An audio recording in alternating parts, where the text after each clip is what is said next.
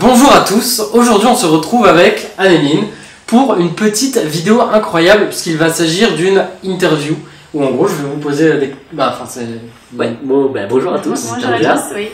C'est tout, que bonjour. Tu ne demandes pas comment ils vont. Ah si, comment vous allez? Très peu de sympathie envers la communauté, mais c'est pas grave. Très bien. Je suis stressé. Ils vont vous juger, mais il faut pas stresser. Regarde, on a du déstressant, on a de l'eau, on a des cafés.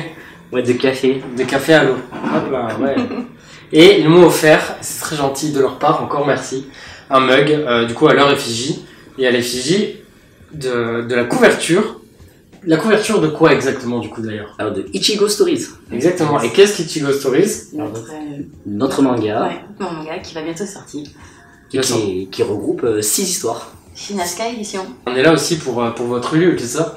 C'est ouais. ça. Ouais. Donc en fait vous vous invitez chez moi pour faire un peu votre promotion. Exactement. Merci de nous avoir invités. Merci beaucoup. Yes, nickel quoi, un plaisir. Je vais boire. Allez, on boit un coup. Tu commences? Ouais, vas-y. Allez. Donc moi je travaille dans la fonction publique et je dessine sur mon temps libre. Donc, voilà. On est mariés tous les deux. On a 2 enfants, une grande de 18 ans et une petite de 2 ans. On a 39 ans. Ouais, on a 18 ans. Parce que souvent on nous dit ah bon, une petite de 18 ans? Ben oui. Ouais. En fait, on est des faux jeux. Moi c'est en fait de me faire arnaquer. Ouais. Ok. T'as invité des vieux chez toi. Et moi, du coup, alors j'ai arrêté mon travail il y a 2 ans. J'étais ingénieur, j'ai arrêté pour me consacrer vraiment au dessin, au manga. Et vraiment, le but, c'est d'en vivre, moi et puis tous les deux.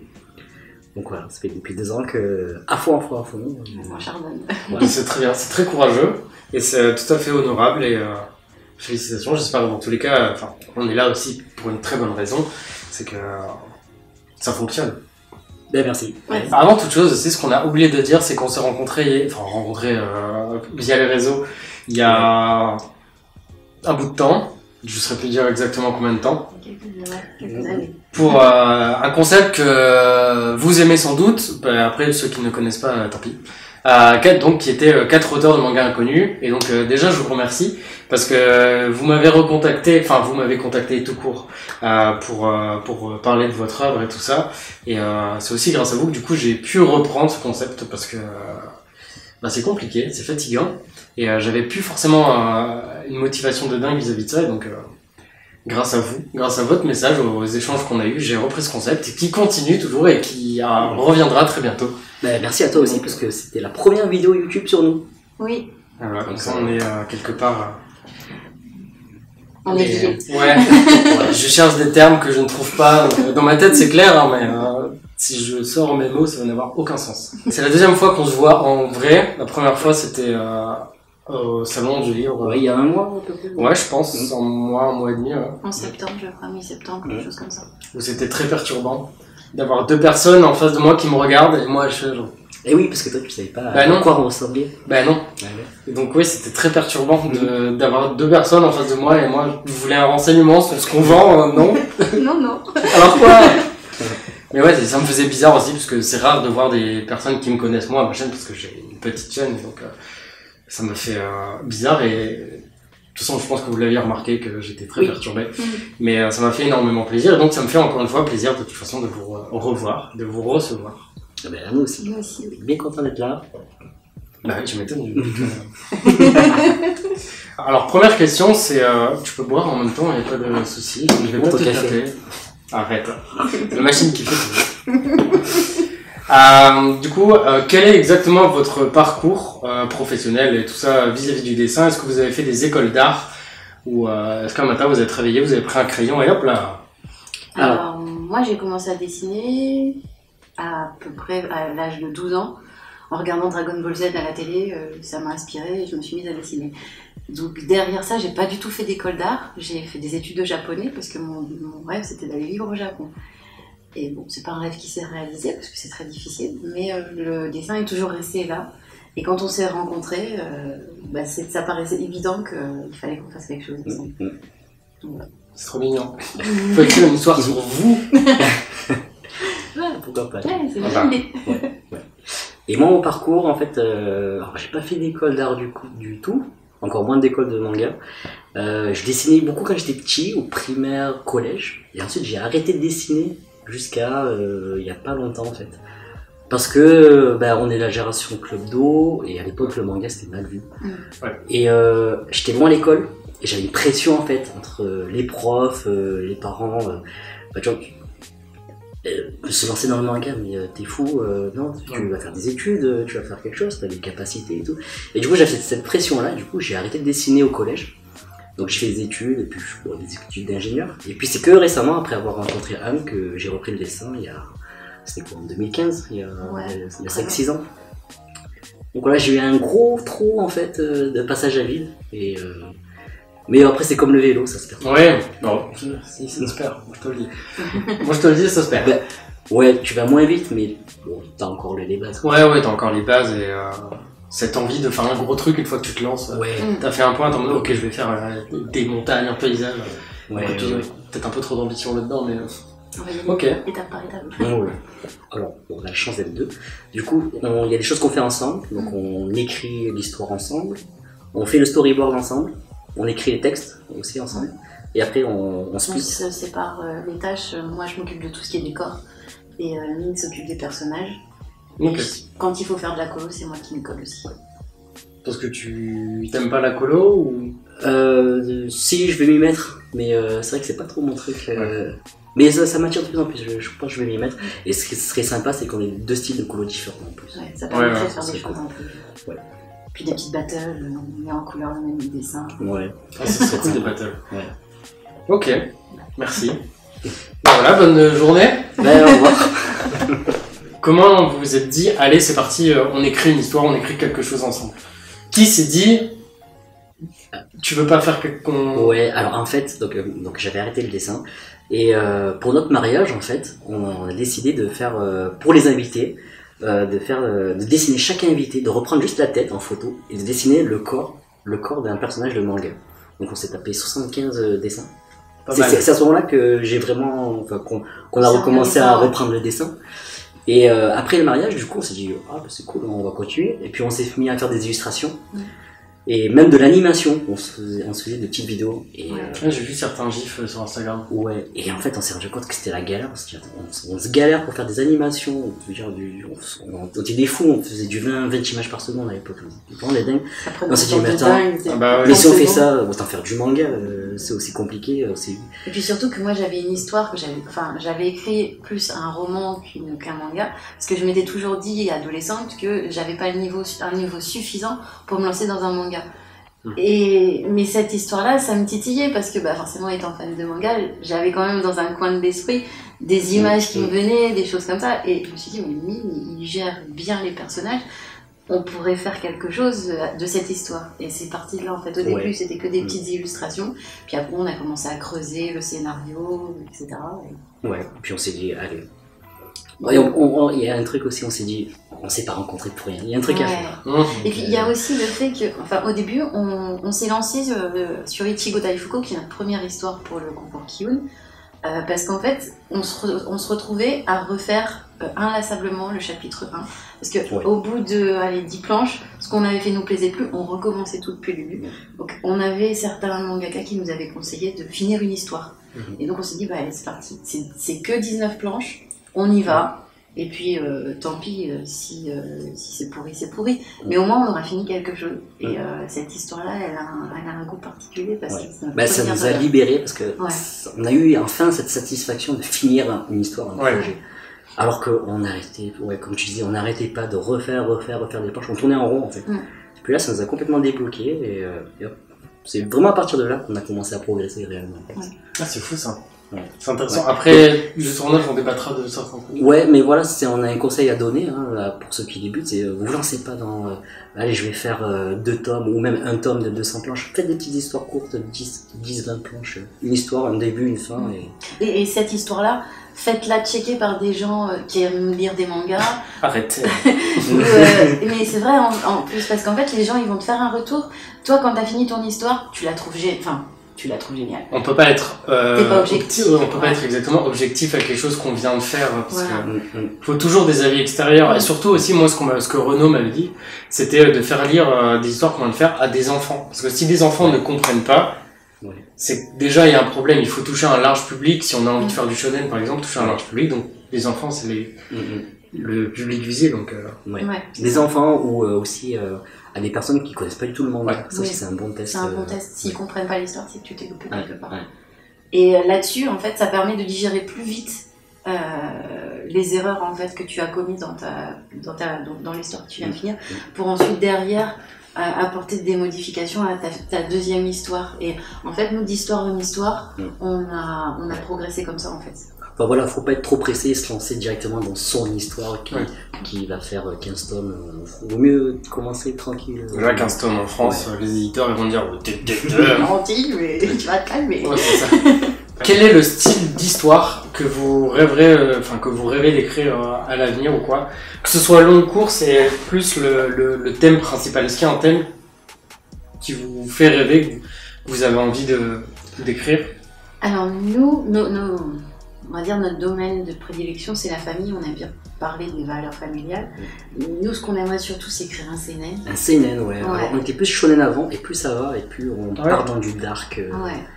Parce après, c'est le style d'histoire qu'on aime lire aussi. On a évolué sur nos lectures, donc on a envie de produire une histoire qui nous correspond. À la fois du seinen et vraiment de plus en plus. Alors, on était plus sur la bagarre. Alors qu'on n'a jamais dessiné en fait, mais l'action, le shonen neketsu, et de plus en plus on est sur le seinen pour traiter les émotions, mais pas de manière superficielle, vraiment aller de l'émotion, mais pas cucul entre guillemets, c'est de façon dark, et ça c'est ce qu'on aimerait bien faire. Du coup genre des psychopathes, comme des ça. Des thèmes durs, et traités de façon sérieuse, et pas superficielle. Parce que dans la vie, finalement, rien n'est superficiel. Quand tu te manges quelque chose de dur, les émotions, elles sont très très vives. Et, à 39 ans, je pense qu'on a suffisamment de recul. Il s'est passé quand même suffisamment de choses dans notre vie pour qu'on puisse commencer à dire tiens, j'aimerais bien te parler de ce point-là de mon histoire. Bon, forcément, je vais le romancer, je vais le faire dans un autre contexte, etc., pour que ça soit un petit peu épique. Mais on va partir d'une émotion qu'on a nous-mêmes ressentie, en fait. Par exemple, moi, je rêve d'écrire des histoires d'aventure et tout ça, et je me dis, genre, du coup, ça va être con. Mais j'ai trop envie de faire Koh-Lanta pour voir ce que c'est que vraiment être lâché un peu quelque part, d'essayer de survivre tout en ayant des conditions physiques. De faire une mission ? Ouais, moi j'aimerais trop. Mais parce que du coup, et pareil, j'aimerais bien faire un saut en parachute, parce que d'écrire... essayer d'exprimer le sentiment de chute, de liberté ou quoi, sans avoir vécu, sans avoir vécu des choses. C'est pour ça que je rebondis vis-à-vis de ce que justement vous êtes en train de dire. Je trouve ça tellement difficile que du coup j'aimerais bien vivre des trucs comme ça. Et maintenant de nos jours, c'est tellement compliqué, genre je peux pas me barrer en forêt, un tueur en série va venir, il va me buter. Donc mais ouais, c'est pour ça, du coup je comprends tout à fait cette envie de... C'est important aussi, ce sera pour longtemps, c'est important aussi de mettre de nous dans les histoires.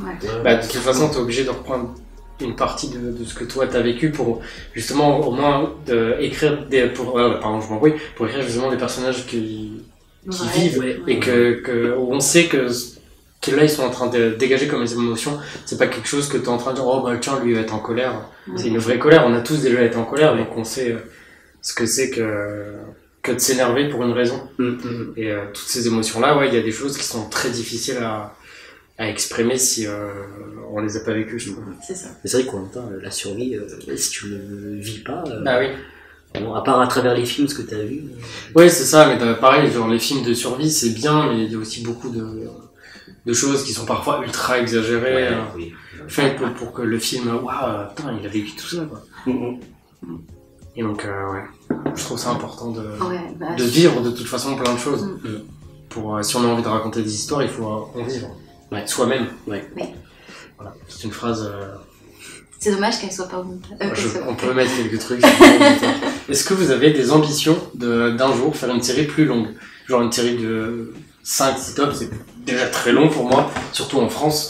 Donc est-ce que vous avez des ambitions plus tard ou... Oui. Déjà, on a l'histoire que tu avais écrite au lycée, qu'on voudrait mettre en scène, mais on se dit que c'est trop tôt.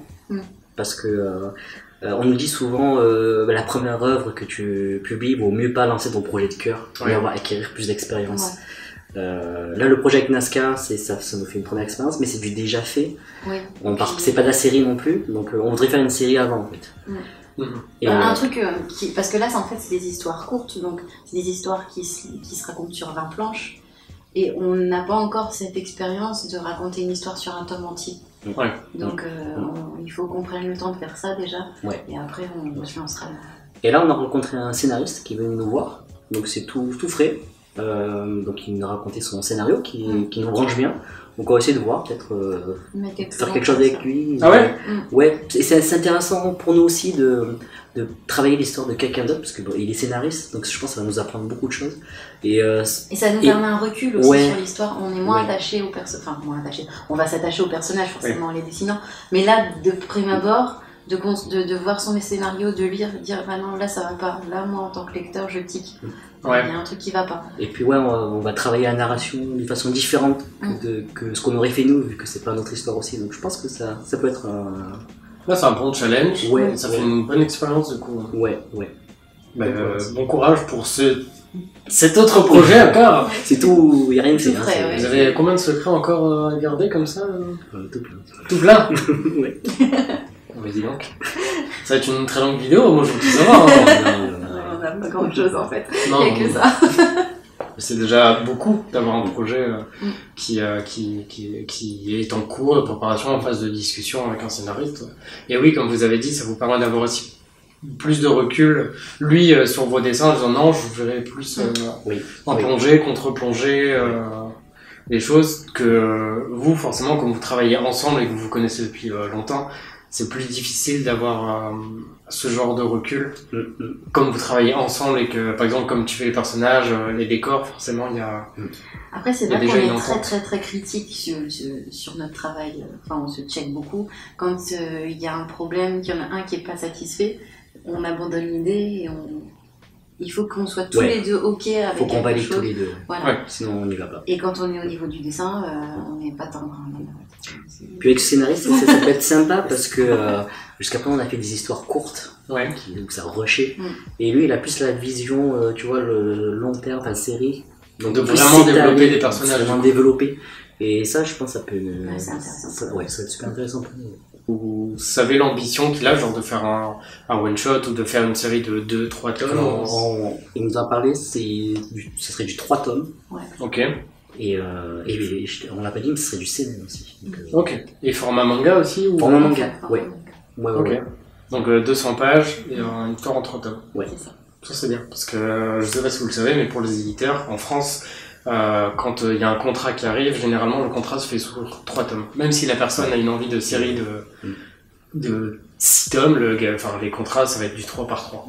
Sauf s'il y a un élan de lecteurs qui arrive où ta série elle fait 20 000 ventes, comme Cage Ways, qui est compliqué pour le manga français, où là forcément tout de suite les ambitions sont revues, comme pour Radiant, quand il est arrivé c'était 3 tomes. Au bout du 3e tome ils ont dit vas-y. Donc grosse chance. Et, on comprend pourquoi maintenant, franchement c'est cool. Mais ok. Et du coup le scénariste a déjà fait des œuvres? Non, c'est sa première aussi. Et du coup quand il vous a parlé du scénario, il vous a parlé vraiment des ambitions des personnages, de comment il a développé tout ça. On a eu plusieurs calls avec lui. Ok. Vous nous envoyez dans un premier temps le synopsis. Donc déjà on avait bien accroché. Et puis on s'est appelé 2-3 fois déjà pour un peu plus creuser. Et on a senti vraiment qu'il avait travaillé l'histoire et le background, le background et l'évolution prévue pour chaque perso. Donc on a senti que c'était construit bien solide et c'est pour ça qu'on a envie d'y aller. Quelles sont vos inspirations en termes qui vous ont inspiré pour écrire des histoires, mis à part du coup, forcément qu'on a dit votre vécu, quelles sont les séries, que ce soit manga, animé, film, roman, qui ont pu vous inspirer? J'ai lu beaucoup de shoujo quand j'étais plus jeune, donc je suis très inspirée par Fruit Basket. J'aime bien aussi Dengeki Daisy. Alors c'est pas très connu comme shoujo, mais c'est très très bon. En fait, c'est un des premiers shoujo où les personnages, j'avais pas l'impression d'être dans du shoujo. Il y avait quand même un petit effort au niveau de l'ancrage, etc. Et du coup, ça m'a amené vers le shonen. Et moi, je suis une grande fan de Bleach. Et j'adore Black Torch aussi, dernièrement, plus moderne. On sent clairement que le mangaka, il est fan aussi de Bleach. Mais voilà, j'aime bien ces deux-là. Après, en termes d'illustration, j'aime bien Hiroyuki Asada qui a fait... alors, il a fait un vieux manga qui s'appelle Aile Génération Basket, c'est comme ça que je l'ai découvert. Après, il a fait Letterby, qui est un petit peu plus connu. Et dernièrement, il a fait les chara-design de Dororo. Ah oui, il a recara-designé Dororo. Et j'adore ce qu'il fait en couleur. Je suis fan. Ouais. Bah, les couvertures de Letterby sont, au niveau des couleurs, sont vraiment ont des compositions très Donc, ouf. Voilà, ça c'est mes inspirations, on va dire, plus manga. Après, en termes d'histoire, alors moi j'aime beaucoup les romans de Marion Zimmer Bradley. Je sais pas si on connaît, mais généralement elle reprend des histoires un peu comme La Guerre de Troie, Les Chevaliers de la Table Ronde. Et au lieu que ce soit les personnages masculins qui soient mis au centre de l'histoire, c'est les personnages féminins. Et ça donne une lecture en fait complètement différente parce qu'on change la caméra d'angle. Et c'est pour ça aussi qu'il y a beaucoup de nos histoires où c'est des femmes qui sont au centre. C'est vrai. Moi j'aime bien, des fois elles sont à la plage et tout. J'aime bien. Ok. Et alors moi, mes inspirations manga, j'ai le premier manga que j'ai vu en version papier, c'est Video Girl Eye de Masakazu Katsura. Alors ça, je me suis pris une claque parce que j'étais DBZ à fond. Et en termes de style, quand j'ai vu ça, je fais waouh, c'est ça que je veux faire. Et donc, avec du recul, je crois qu'on retrouve un peu ces petites pattes au niveau des yeux. Ouais, je suis sorti de style DBZ vers ce style-là. Et ensuite, j'ai découvert Gun. Donc ça, c'est ma bible. Gun, c'est ce que je voudrais faire plus tard. Quand on parle de seinen, j'ai Gun en tête. Ouais. Voilà, c'est du style un peu plus acéré en termes de style, un peu plus trash. Ouais, mais les planches de Gun sont phénoménales, c'est hallucinant. Hein. Donc c'est ça, c'est un truc que je voudrais... c'est un de mes buts, un de mes objectifs, ça. Eh bien, j'ai hâte. Ouais. J'ai hâte de voir ça aussi. Et après, comme autre influence, alors c'est un classique, hein, c'est Game of Thrones. Alors, il y a du bien et du pas bien, mais ce que j'adore dans Game of Thrones, c'est que ça fait réagir le spectateur. Ah oui. En bien, en mal, et c'est ça que je voudrais faire, moi, à travers nos histoires. Ouais, susciter vraiment la réaction du lecteur, le frisson, l'énervement, tout ça. Ouais. Je détestais vraiment un personnage au point de vouloir le voir mort, et puis quand ça arrive, c'est jouissif. Ouais. Ce genre de réaction, c'est pour ça qu'on veut partir dans le dark side. Ouais, le développement de certains personnages dans Game of Thrones est quand même assez bluffant de les voir, parce que tu les vois vraiment jeunes et tu les vois vraiment grandir et évoluer, certains devenir très chiants. Mais je comprends du coup cette ambition de vouloir écrire ce genre d'histoire. Et c'est ça aussi qu'on veut démarrer une série, parce que dans des petits one-shots, on n'a pas le temps. On n'a pas le temps de développer les personnages. Ouais, on va pas. C'est compliqué. Ouais. Parce que Game of Thrones, à la fin, Daenerys, on comprend pas son énervement d'un coup. Elle shift de personnalité et ça y est, je vais tuer tout le monde. Pardon. Spoil. Pour ceux qui ont pas. Ouais, bah ça va, c'est longtemps que c'est sorti maintenant. Moi je l'ai vu maintenant, alors j'ai le droit. Ok. Mais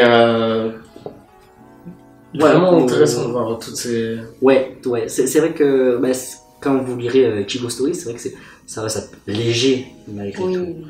Et il faut vraiment le voir comme notre évolution en fait. Hein. C'est vraiment les one-shots qu'on a fait, on les a placés chronologiquement dans le bouquin. Et c'est vraiment notre évolution et on sent qu'on est un peu plus sérieux au fur et à mesure. D'ailleurs, pour que l'anthologie soit un petit peu cohérente, entre chaque one-shot, on a rajouté des pages bonus dans lesquelles en fait on se met en scène et on explique dans quel état d'esprit on était au moment où on a écrit l'histoire. Et du coup, ça explique un petit peu pourquoi cette histoire elle est comme ça. Ouais. J'ai hâte de le lire. Les histoires, non, parce que je les ai lues, mais de voir aussi toutes ces... mais tu verras, du coup, dans chaque histoire, on a mis un peu de nous, de notre vécu. On expliquera ça. Ouais, on expliquera. Du coup, ça va toujours un peu rebondir sur un peu les échanges qu'on a pu avoir, mais c'est pour ça que c'est toujours compliqué un peu de faire une interview. Quel est un peu, du coup, votre objectif sur le long terme avec ce Ulule? Genre, du coup, le Ulule est sorti au moment où sortira la vidéo, forcément, parce que ça sort demain, donc très difficile. Moi, je fasse une nuit blanche. Non. Mais du coup, est-ce que vous avez un objectif avec ce Ulule-là précis ou... c'est surtout un peu se lancer, parce que aller à la rencontre de notre public, développer notre communauté, et parce qu'en fait on n'a jamais été au contact du public, Et là, il faut préciser aussi, on a la chance de le faire avec un éditeur. Oui. Donc c'est un Ulule avec un éditeur, donc on bénéficie de tous les avantages de l'éditeur. C'est-à-dire que tout ce qui est convention, on va pouvoir en faire beaucoup, des séances de dédicaces aussi. Donc vraiment, on va être à la rencontre du public. Et puis globalement, se faire connaître. Parce que c'est vrai que c'est le nerf de la guerre un peu aussi, en tant que amateur, de se faire voir, de montrer ce qu'on fait. Et là, via ce Ulule, c'est une super opportunité pour ça, justement d'avoir plus de visibilité. Et puis si on peut apporter quelque chose à Nazca aussi, on est fiers aussi de lancer leur branche manga français. C'est ce que j'allais dire, vous êtes les premiers auteurs français qui vont être chez eux. Donc voilà, on espère leur apporter quelque chose aussi. Bah oui, moi j'espère aussi. Mais ça va être beaucoup de stress. Ouais. Vous stressez déjà de toute façon. Oui. C'est pas fini. Voilà. Mais du coup, hâte de voir un peu le Ulule aussi sortir pour voir tout ce qui a été fait dessus, parce que forcément il y a un mot de votre part, un mot de Nazca, je suppose. On a pas mal travaillé sur le visuel. Ouais, et vraiment, là, pour le coup, travailler avec Nazca, c'était super parce qu'ils sont super ouverts à nos idées. Donc il y a beaucoup de nos idées qu'ils ont validées. Et des fois, ça part d'une connerie. On se dit, on propose, on se dit, ça va pas se faire. Par exemple, vous verrez, en fait, je spoil un peu, mais bon, ça sera sorti. Mais dans les contreparties, il y a un pack où on fait une masterclass. On propose une masterclass à Angoulême, avec ceux qui ont pris le pack là. Et on dîne ensemble et on ferait une soirée ensemble. Avec nous et avec les éditeurs. Nazca, Donc le contributeur, il pourra discuter avec des auteurs, avec des éditeurs. Et peut-être même, il y aura peut-être même d'autres professionnels du métier. Donc, voilà. Très ambitieux, mais... des idées qui partent de rien. Oui, c'est parti de rien. Et puis finalement, Nazca nous dit, ouais... Attends, il y a une idée là, on va creuser un peu. Et si on faisait un pack comme ça? Mais jamais peur de toute façon de proposer quoi que ce soit, parce que soit c'est non, soit c'est on travaille l'idée, et ça peut être un oui. Et en plus, ça viendra jamais d'eux parce qu'ils osent pas nous demander ce genre de choses. Faut que ça vienne de l'auteur, parce que dire à l'auteur, ça te dirait de dîner avec des contributeurs, c'est un peu... Ça fait plus un peu on t'impose. Alors que là, c'est venu de nous et ils ont rebondi dessus. Ils ont rebondi dessus, ils se disent, ouais, carrément. Je trouve ça l'idée sympa de faire des packs un peu comme ça.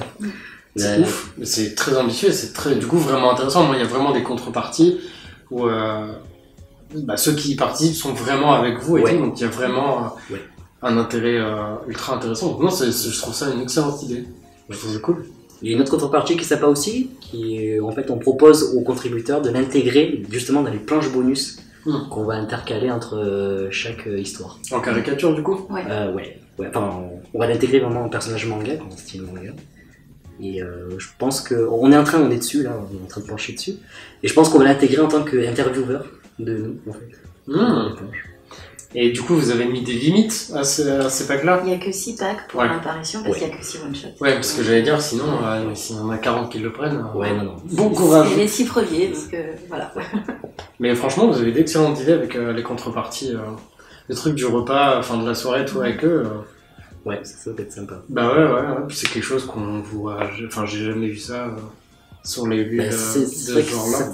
Pour la discussion, pour en connaître plus sur le métier, parce que vraiment, le métier d'auteur, les métiers d'édition, il y aura les deux. Et souvent, en fait, sur Instagram, on a beaucoup de jeunes qui viennent nous voir en nous disant « Mais comment vous avez fait ? Comment je peux faire moi pour le faire ?» Et là, en fait, en gros, il y aura la masterclass un peu technique. Et après, il y aura, tu vas discuter avec un éditeur qui va t'expliquer un peu l'envers du décor. Et après, peut-être avec d'autres professionnels qui vont... ça t'ouvre un petit peu un réseau, quoi. C'est important, le réseau. Mais oui, c'est intéressant. Puis du coup, c'est aussi quelque chose que vous offrez, parce que vous offrez un peu votre expérience, déjà votre vécu.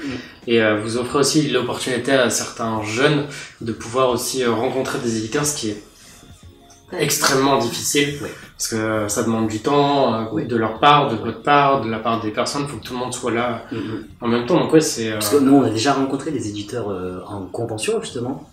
En faisant le pied de grue devant les stands, mais tu les rencontres, mais ça dure pas longtemps. Alors que là, vraiment, il examine un peu ton truc, il dit il y a ça, ça. Alors que là, pour le coup, en soirée, il y aura tout le temps de parler de façon posée, et pour poser toutes ces questions aussi. Oui. Voilà, ce sera l'occasion. Bah oui. C'est vraiment trop bien. Je trouve ça trop cool. Et donc ça sera à Angoulême, au festival d'Angoulême. Ah, c'est au festival du coup? Ouais. Parce qu'en fait, normalement, ça sort au festival d'Angoulême, donc NASCAR prévu une petite soirée après. Ça se fera dans ce cadre-là. On peut pas proposer d'autres salons parce qu'on aurait pu proposer à la Japan, le problème c'est que c'est loin déjà. Et en plus, il faudrait trouver un endroit pour le faire. Ouais. C'est un peu compliqué. Alors qu'à Angoulême, ils avaient déjà commencé à prévoir quelque chose, donc c'est plus facile de le faire à ce moment-là. Est-ce que vous avez des conseils pour de futurs auteurs, des conseils pour dessiner, pour le scénario, pour... Ouais, bah alors déjà, ce qu'on disait tout à l'heure, c'est vrai qu'on est toujours pressé, mais en fait, faut pas aller trop vite non plus. Faut vraiment, nous, on est tombé dans le piège. On se retrouve encore aujourd'hui à retravailler les bases. Alors, prenez votre temps, travaillez bien les bases, consolidez vos bases. Ouais. Pour quand je dis de base, c'est perspective, anatomie, scénario. Donc, cherchez pas à aller trop vite et à faire trop d'un coup. Puis c'est pareil, les théories de scénario, il en existe plusieurs. Ouais. Il vaut mieux en maîtriser une bien pour ensuite derrière peut-être enrichir avec une seconde plutôt que de vouloir toutes les mettre dedans et au final ça va plus rien dire. C'est un peu ce qu'on a fait nous à travers toutes les petites histoires qu'on a faites. C'est d'une histoire à l'autre, on s'est dit, on a analysé l'histoire qu'on vient de finir, on s'est dit là on pêche, on va le travailler. C'était l'anatomie, la perspective. Et d'une histoire à l'autre, à chaque fois on se fixait des objectifs. Et ce qui est bien, c'est que finalement, de faire entre 10 et 20 planches, on a déjà un résultat. De se dire, voilà, on est passé de ça à ça. C'est bien, qu'est-ce qu'on peut améliorer encore? Toujours se pousser plus loin, quoi. Ouais, oui. Toujours. Et sur des histoires courtes, ça permet... C'est un peu comme faire du fractionné, en fait. Tu te lances pas dans un marathon tout de suite. Tu fais hop, t'es content, t'as amélioré tout le temps. Ouais. C'est plus... Ouais. Comme autre conseil, je dirais, on a un peu tendance, parfois, on a des... Ouais, je suis meilleur. Voilà, faut être ouvert à la critique. Nous, ce qu'on a fait beaucoup, c'est demander de l'avis des autres, que ce soit des professionnels, des amateurs, des gens qui connaissaient rien au manga. Il faut vraiment être ouvert à la critique. Alors ça fait mal, ça pique. Ça pique. Jamais réagir à chaud. Mais voilà, le digérer, il faut vraiment se dire, s'il y a une remarque qui a été faite, c'est pas pour rien. Et il faut l'apprendre. Il faut rester humble, encaisser, et puis le digérer, puis l'inclure dans nos améliorations après. De toute façon, on peut toujours faire mieux. Même les auteurs de professionnels au Japon, tout ça... le disaient même, parfois dans des interviews, quand je regarde mes premiers chapitres, machin, je me dis que c'était dégueulasse, je comprends pas, machin. Donc il faut toujours... Et il faut vraiment aussi prendre du recul parce que nous, en tout cas, c'est plus tu te rapproches d'un niveau pro, et plus tu te prends des claques en fait. Ouais. Parce qu'au début c'est bien, t'as du potentiel, vas-y continue, et puis plus t'approches d'un niveau assez élevé et plus on vient chercher de la petite bête, et on s'attarde moins sur les points positifs. Ça c'est bien, mais ça il faut le retravailler, ça.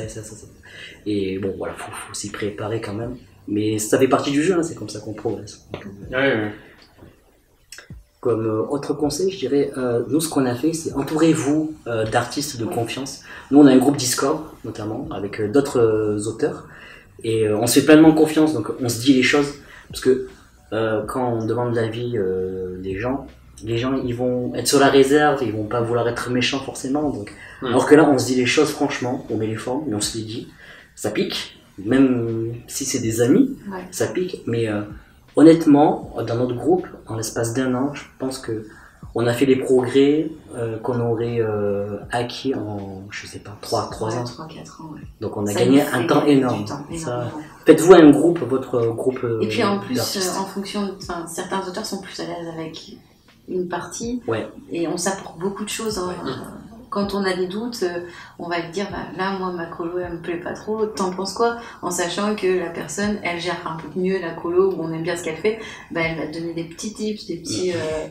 Et puis son retour, dire non, j'aurais pas choisi ça comme ça. Ça accélère vraiment la progression. C'est un gros conseil qu'on peut donner. Alors c'est sûr qu'au début, vous allez faire un groupe Discord, vous allez pas y aller franco tout de suite. Hein. Il a fallu attendre un petit temps qu'on se connaisse, etc. pour se dire bon, vas-y. Dis-moi tout ce que tu as à me dire parce que moi j'ai besoin de progresser et c'est pas en prenant des pincettes que ça va m'aider, donc vas-y. C'est pour ça qu'on s'était échangé. Oui. Qu'on avait échangé. Je sais même plus si c'était bien ou pas ce que je veux dire. C'était plutôt positif. Ça vous a un peu aidé ou pas? Oui, parce que ce que tu nous avais dit, c'était Ichigo Daifuku, c'est que ça manquait de profondeur dans le scénario. C'était la première histoire qu'on avait finie, et puis on a intégré ces deux. Dans les histoires suivantes, de creuser un peu plus loin, de faire un peu plus profond. Un peu plus de développement de personnage. Votre plus grand rêve, parce qu'en fait, en fin de compte, c'est pas forcément du coup ce que j'ai. Votre plus grand rêve dans la vie, qui n'est pas forcément une réalisation, mais le rêve. Votre rêve. Ouais, Je alors crois moi. que c'est le même, non? Ouais, alors moi. Je vais peut-être prendre une discussion. Non. Alors, j'avais. Il y a quelques temps, moi j'avais abandonné l'idée d'être publié dans le Jump. Et puis récemment, on a réécrit notre histoire de cœur. Et elle m'emballe de ouf. Vraiment, le scénario, c'est vrai, il m'emballe de ouf. En plus, j'ai designé l'héroïne qui m'emballe de ouf. Et je sais pas, je recommence à y croire de nouveau. Je le verrai bien dans le Jump. Mais bon, c'est un rêve.